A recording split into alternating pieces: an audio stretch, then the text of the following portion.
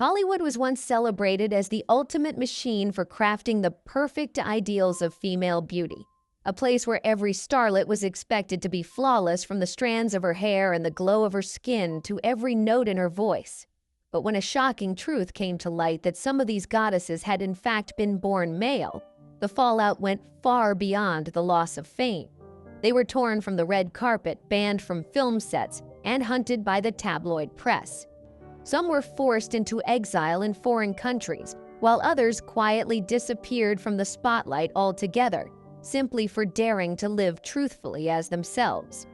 Who were the famous figures of Hollywood's golden age who had been secretly born male? What sacrifices did they make to earn their moment in the limelight only to face such tragic ends? Let's begin with the first name, Christine Jorgensen. 1. Christine Jorgensen, the woman who made America rethink femininity. On the morning of February 13, 1953, Idlewild Airport in New York, now JFK, buzzed with excitement as if welcoming a glamorous star back from Paris. Camera flashes popped, microphones crowded together, and reporters from the New York Daily News Life magazine and NBC jostled for position. But the person stepping out of the international terminal was not Grace Kelly or Marilyn Monroe. It was a face that just a few months earlier, almost no one had heard of: Christine Jorgensen. Born in the Bronx under the name George Jorgensen Jr., Christine had once been a shy, slender soldier serving in the U.S. Army. But deep inside, George always felt he was living in a body that didn't belong to him. After leaving the military, he happened to read about pioneering research in Denmark on gender reassignment surgery, something that at the time was beyond the realm of imagination in America. Without telling anyone, George quietly boarded a ship to Copenhagen. There, under the guidance of Dr. Ba, Christian Hamburger George underwent a series of unprecedented surgeries and hormone treatments for an American. Each scalpel cut, each dose of hormones helped break free from the prison of his old body, giving birth to Christine golden hair, radiant eyes full of confidence, and a voice carefully trained to erase all traces of the past. The day Christine returned, the New York Daily News ran the headline, "XGI becomes blonde beauty." Her appearance draped in a soft fur coat, white gloves, hair perfectly coiffed left. America stunned. Overnight, Christine became a symbol of personal freedom, a name on everyone's lips from Manhattan bars to California tea rooms. But fame came with a brutal price. In conservative 1950s America, Christine signed performance contracts with clauses banning medical disclosure to protect her image. It was rumored that a film studio wanted to offer her a cameo role but required a new birth certificate to fit the PR-crafted story of the Bronx princess. The tabloids never let up. One paparazzo claimed to have bought Christine's original medical records from a former nurse and stayed silent only after receiving a hefty payout. Even her love life was suffocated by scrutiny. At one point, Christine considered a cover marriage with a gay actor to appease public opinion, but in the end, she chose to remain single. On The Tonight Show, when asked about her journey, Christine simply smiled, "I didn't lose anything. I just reclaimed the person I always was." A few years later, in glamorous London, another beauty would be swept into a media firestorm. But unlike Christine, her secret wasn't self-revealed. It was betrayed by someone who had once shared drinks and whispered confidences with her. That woman was April Ashley, and what awaited her was even more ruthless. Chapter 2. April Ashley. When a sister turns into a sellout.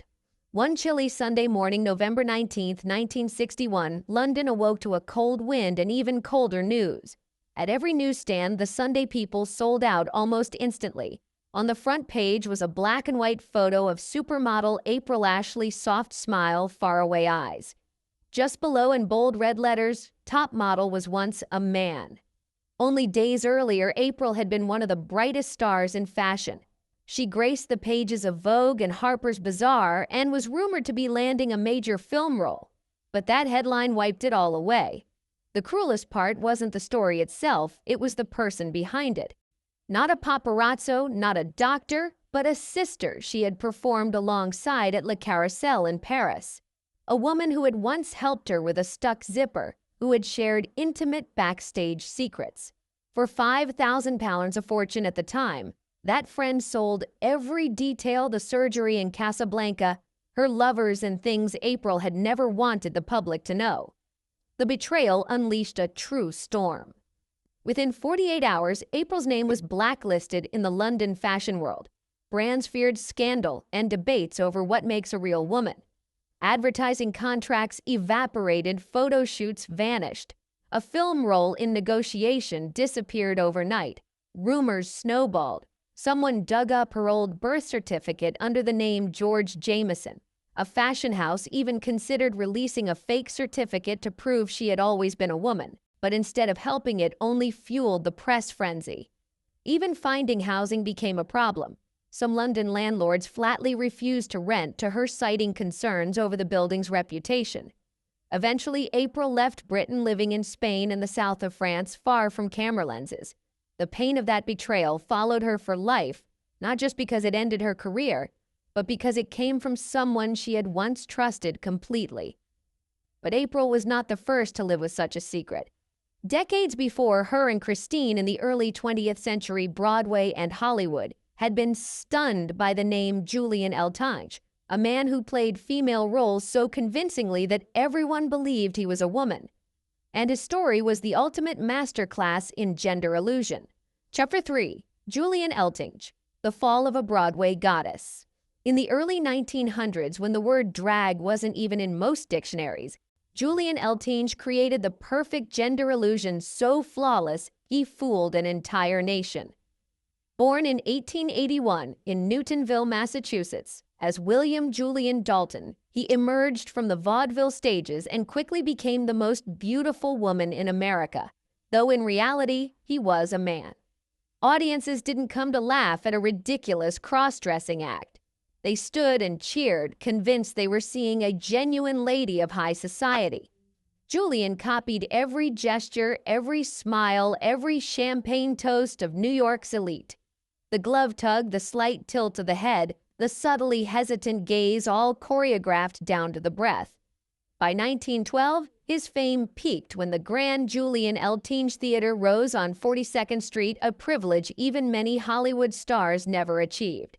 He shared the screen with Rudolph Valentino and earned $3,500 a week, over $60,000 today. The New York Times marveled. The most beautiful woman on Broadway, except she's a man. But Julian knew one crack could shatter the illusion. Offstage, he wrapped himself in extreme masculinity, smoking cigars, riding horses, shooting rifles, posing with hunting knives. He once told Variety, "If I can't make you believe in my character, I'll quit the stage at once." Then the tide turned. In the 1930s, America grew more conservative, labeling cross-dressing indecent. Theaters were threatened with losing licenses if men wore dresses. Julian, who had once commanded standing ovations, was now banned from wearing the very gowns that made him famous. Some nights he stood beside a rack of dresses, pointing them out one by one like a discount shop clerk. From millionaire wages, he fell to struggling to pay rent in Los Angeles. Fans vanished. The press forgot him. Friends kept their distance. Back then, a mere rumor of impropriety could end a career.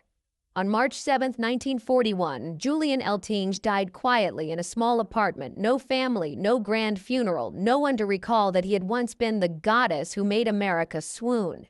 It was a cruel price when the illusion died. What remained was a man rejected by both genders. And ironically, while Julian had to create the perfect woman just to perform in the same Hollywood era, Katharine Hepburn was a woman through and through, but shocked Tinseltown by refusing to wear dresses unless a director insisted. Chapter 4. Katharine Hepburn, the four-time Oscar lady, and the rumors of voice-altering medicine. February 1934, Ambassador Hotel, Los Angeles, the 6th Academy Awards.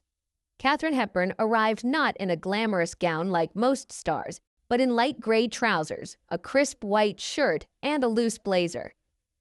The ballroom buzzed. A journalist from the Los Angeles Examiner wrote, "She walked in as if she didn't belong to Hollywood, and that's exactly why she belongs to Hollywood." Born in 1907 in Hartford, Connecticut, into a wealthy intellectual family, Hepburn grew